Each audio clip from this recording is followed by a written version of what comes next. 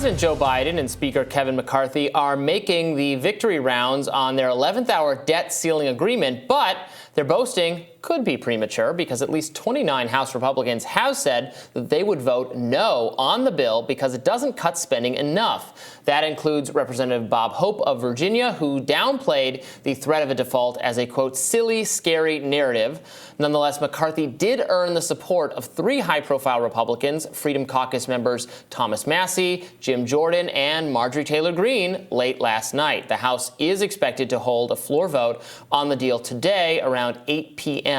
The country is currently set to default on June 5th. The Congressional Budget Office's report on the agreement was released last night. It seems the bill's controversial hike in work requirements for SNAP beneficiaries will actually increase spending and enrollment in the program overall due to key exemptions. Here's Speaker McCarthy defending the work requirements from Capitol Hill yesterday. For things we bought that we can return, like COVID money, money to China and others, we're bringing that back. We might have a child that has no job, no dependents, but sitting on a couch. We're going to encourage that person to get a job and have to go to work, which gives them worth and value. We're going to look at other things, too, to make the economy stronger.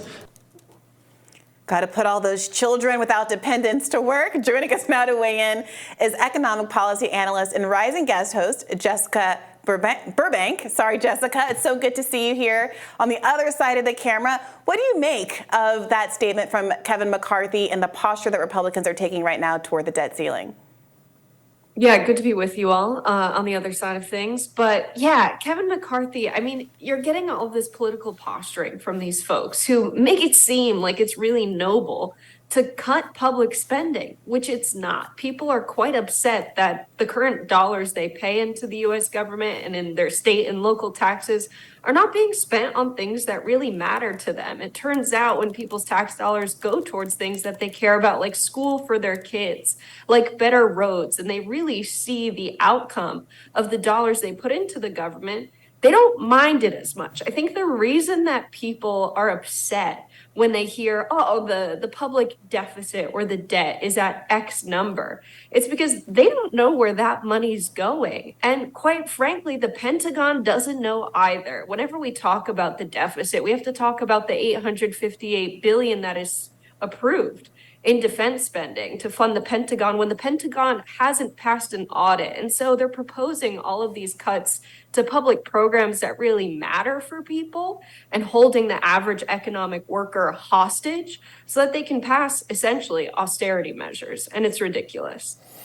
I mean, I also think we should cut the Pentagon's budget in addition to everything else. Polls find that I'm looking at CNN, 60% of people support raising the debt ceiling alongside spending cuts. I think people, while you're right, individual programs, some of them are more popular than others. I think the American people's broad sentiment is that their money is not being spent well, is being spent inefficiently, that there's a lot of loss and a lot of bureaucracy, and also that people should, if they're getting help from the government, they should have to work for it. That's the logic, at least, of the work requirements for SNAP, although when you dig into the details, this is actually going to add to the deficit because it's going to enroll more people in the program, and double-checking work requirements doesn't actually save any money because then you have to hire people to double-check them. Mm-hmm. So it's very confused on that front. But what would you say to Americans, who I think is a significant number, if not an outright majority, who do want, in theory, think we're spending too much or we're spending beyond our means, and it needs to be cut back, even if then when you say, well, okay, here's this program, let's cut it, they say, no, not that one, no, not that one, no, not that one. I would say it's just simply not true that it's the case that we're spending, quote, too much money. So it is true that not all of the dollars that fund the public budget are raised through tax revenue. They're issued through bonds. Is it always necessary to issue bonds to have a public budget? No. Do other countries around the world have debt limits? No, it's a handful of countries. It's unnecessary to say we cannot spend more than this arbitrary number. There's no math that goes into it. There's no number where they say this would be too much and unsustainable. To have an economy grow, you need to put dollars into it. We can think of dollars as kind of a tool to mobilize land, resources, tools, machinery. You need to spend dollars to be productive. And so if we we were to eliminate the public budget, we would really hinder our ability for our economy to grow. And that's really what they're doing here. And so to say, we need to increase work requirements for people to get SNAP benefits, that's a bit absurd when our monetary policy right now is to raise interest rates to make it more difficult for people to borrow money to, again, mobilize resources and be productive economically. That means there's going to be less people investing in businesses and starting businesses because it's more expensive to take bank loans out. And so there's going to be less jobs. That's their intended purpose. Jerome Powell's intended purpose in his report by the end of the year is to make another additional 2 million people jobless. So to add this requirement that you have to have a job in order to receive SNAP benefits when their intentional plan, the federal government, is to make more people unemployed, it just doesn't make sense. So it's bad fiscal policy all around. We can get rid of the debt limit entirely and fund public programs to put real productive capacity to use. The unemployed population, there's no reason they shouldn't be working. In fact, we're actually leaving real productive capacity on the table by intentionally keeping a population of people unemployed. That's entirely unnecessary. So it's a disaster that they've created. Why? Because when working people have low wages and are desperate for whatever job they can find because they're kept intentionally unemployed and they're not given an alternative to feed themselves by something like SNAP benefits or other social safety net programs, now they're pretty easy to be exploited. They're willing to work for long hours, take jobs for low wages. That's really good for the corporations that a lot of our elected officials are shareholders in. I think that's a really good point, Jessica. Now, President Biden said this weekend he will not consider proposals to do away with the debt ceiling entirely, but that he is open to looking into the 14th Amendment for future debt ceiling fights. Jessica, how credible do you think that is? And what do you make of the way the Progressive Caucus, other progressive leaders have been addressing this crisis, accepting the framing that we shouldn't be looking at raising revenue or cutting the military budget right now, and negotiating over these SNAP benefits and TANF benefits in a way that initially they said they would not do?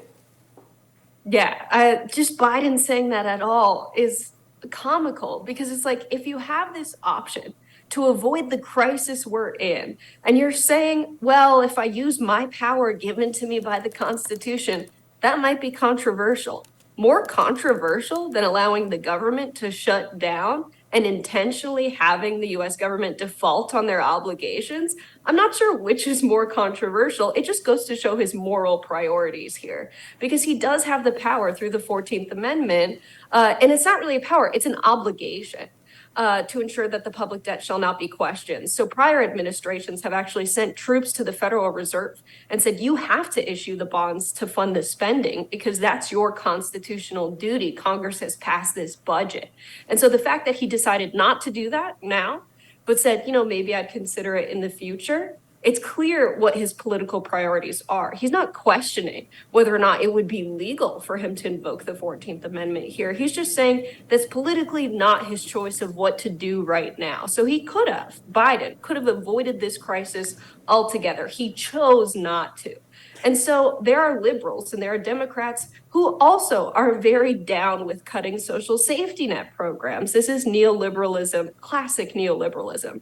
The fact that progressives are working with the liberals who are pushing this austerity politics of cutting social programs that's really going to hurt working people, you shouldn't be working with them at all. You should be telling the story of what's actually happening here, because at some point, you've got to say, I'm not going to work with them because there's no ends that they're going to achieve that is good for the American people. So what am I going to do? What's my position of power as a member of Congress? Well, people will listen to me when I talk. So I'm going to tell the American people what's actually going on, that the debt ceiling is being used as a fear-mongering tactic to enforce this game of chicken and force people to take away things that they're entitled to. This is their government.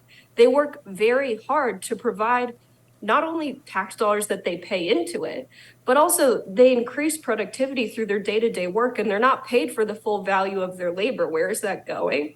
To the board, to the shareholders, to the CEOs and owners of corporations.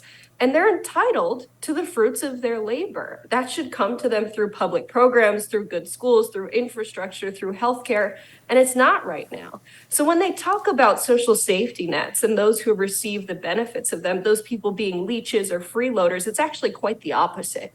It's the people who are exploiting our labor that are the real freeloaders, and then the people that they give lobbying money to, and people who are elected officials who have shares in these corporations, they're making money off of the people they're calling leeches and saying we need to cut the spending for. And so it's all entirely backwards the way they frame this narrative. And it's really important that progressives tell this story too, not just people like us in media. Jessica, thank you so much for joining us. We appreciate it.